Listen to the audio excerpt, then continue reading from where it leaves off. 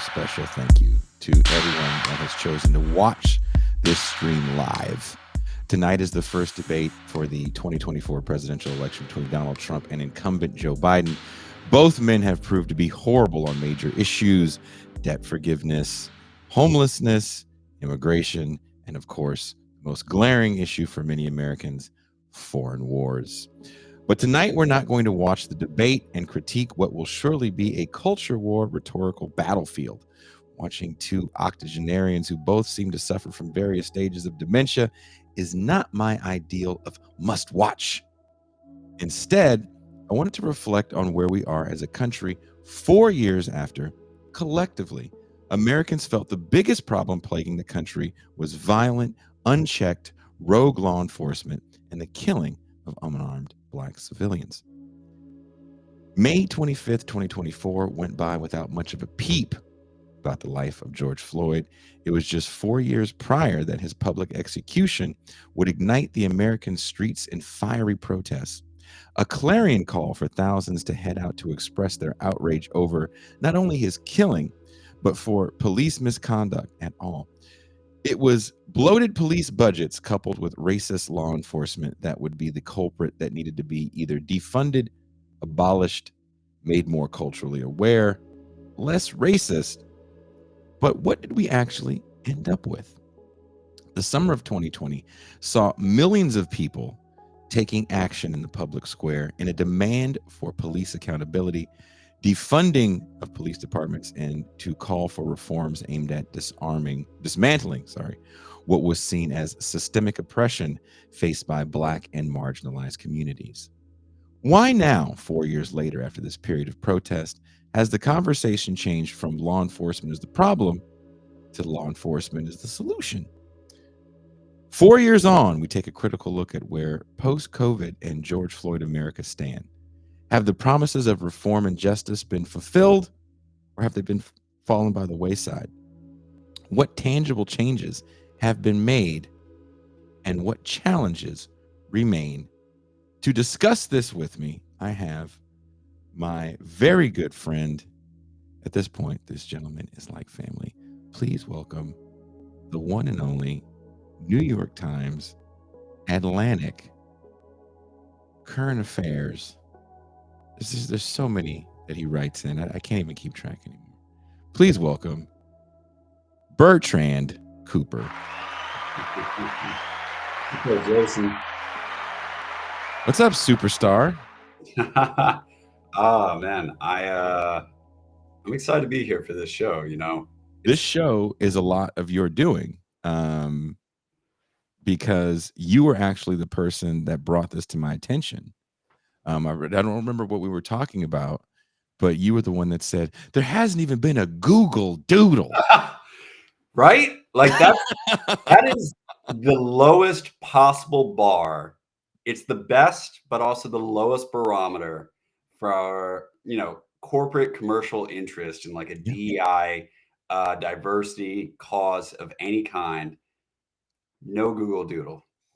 Nothing. George Floyd is one of those people. I think individuals know the cartoon face of him, but if the actual man walked by people that had like shirts of the cartoon face, they'd be like, "Oh, who is that?" You'd hear doors lock. He's so tall. Yeah. I mean, it's hard to believe it was 4 years ago. It seems fast, but it also, yet seeing on Google, I mean, I thought there would be something, and you and I have discussed this a few times, but a lot of times you don't know really when like a moment, a movement, an era, an ethos, any of these fancy $5 words, you don't know when it ends.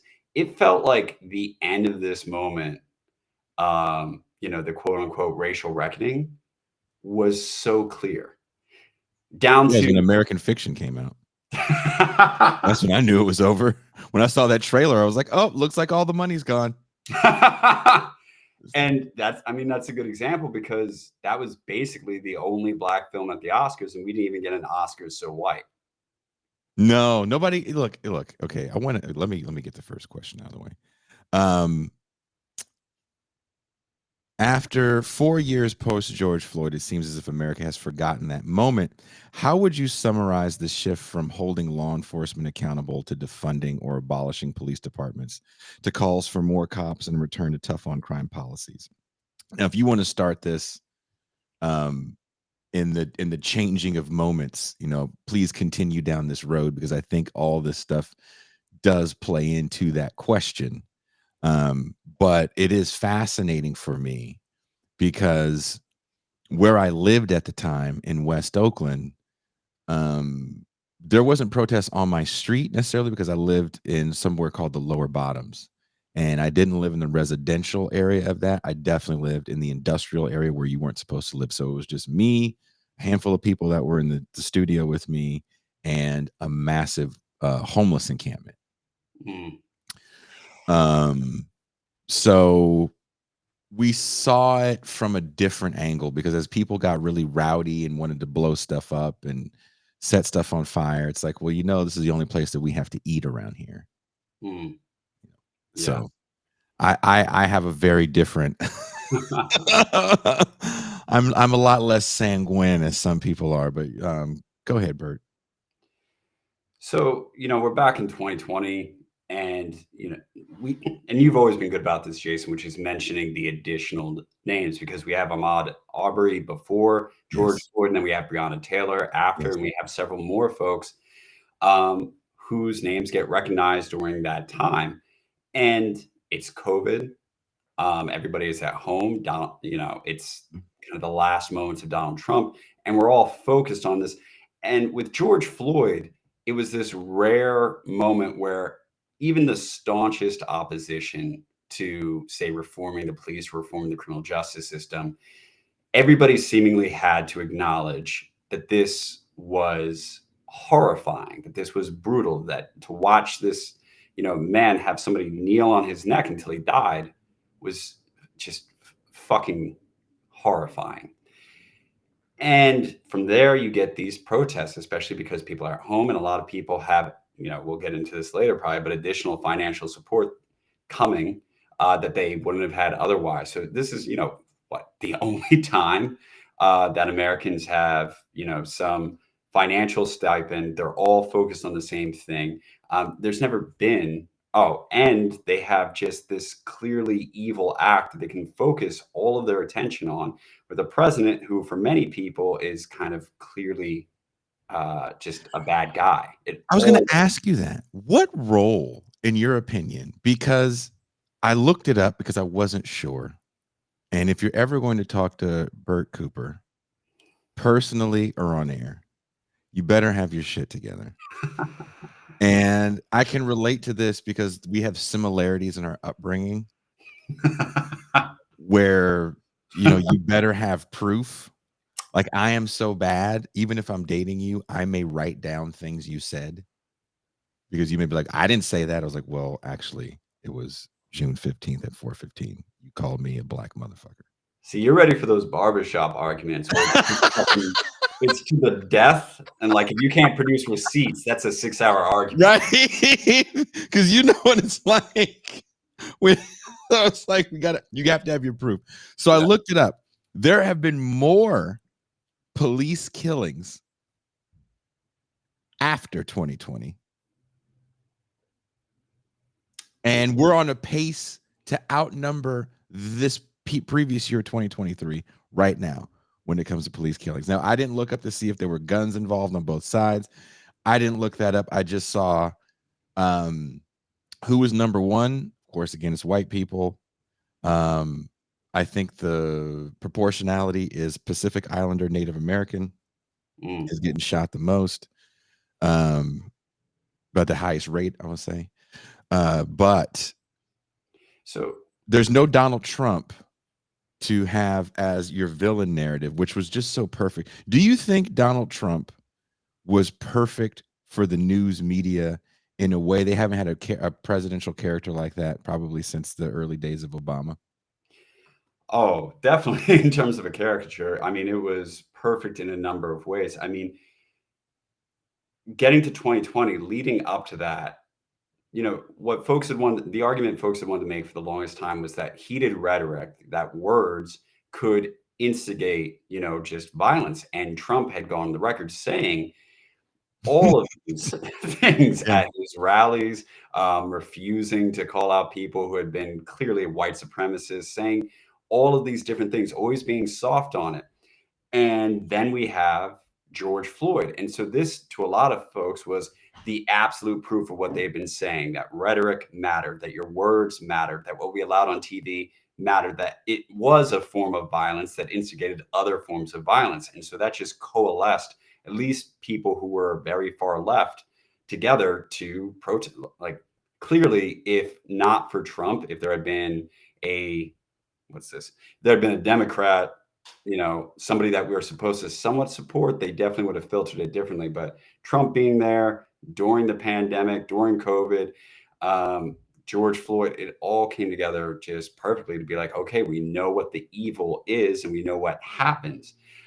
But that massive kind of agreement and that massive sentiment of empathy it breaks up pretty quickly because you have this issue where after George Floyd, it's like, okay, what do we do with the public being on our side in these ways? Obviously, Trump still had some of his presidency left. He certainly wasn't looking to upset people who might help him win again. So he was going to be very soft on police unions, at least as soft as he could be. And the people that you and I have talked about many, many times who have all the speaking platforms for Black America, they wanted to direct that sentiment towards what for many people, including even many Black people, would be the most left positions, which was, abolishing the police. And that was the language that was chosen. At the same time, something that you have already referenced and that you experienced, looting had started happening at some of these protests. Things were getting smashed in. And the people, again, with the platforms were more or less doubling down. There were even people writing, academic treaties like in defense of looting that were circulating around. And basically, there was no alignment on what to do with this mass outpouring of empathy. And all the people with speaking platforms wanted to direct time and attention towards the most left positions that were going to be the hardest to sell. And in the background, and I think this is good for everybody to know, just to kind of lay out, what you're trying to do here. If you're really trying to make a difference for somebody like George Floyd, you have all the identities and all the contexts that come together to, represent this individual. So you have Black poverty, multi-generational poverty in the projects, frequent interactions with the police.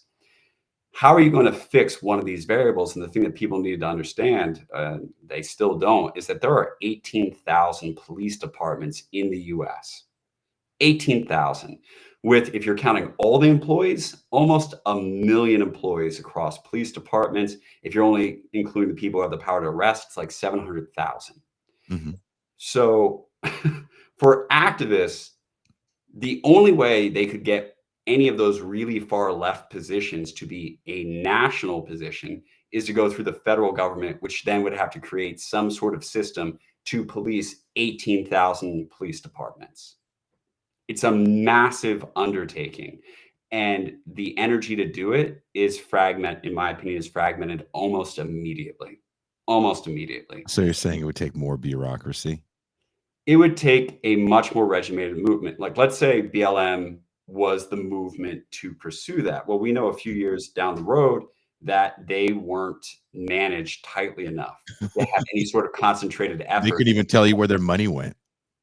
They didn't have a financial board yet. They didn't have those sorts of money managers to have any like, I know it's already sounds like a large number, but getting 18,000 police departments where you already have vets, people who have already been trained and hired a certain way to completely redo how they do things, it's a massive undertaking. You know this, as soon as we get to 2021, all we're getting is information about how the homicides are going up.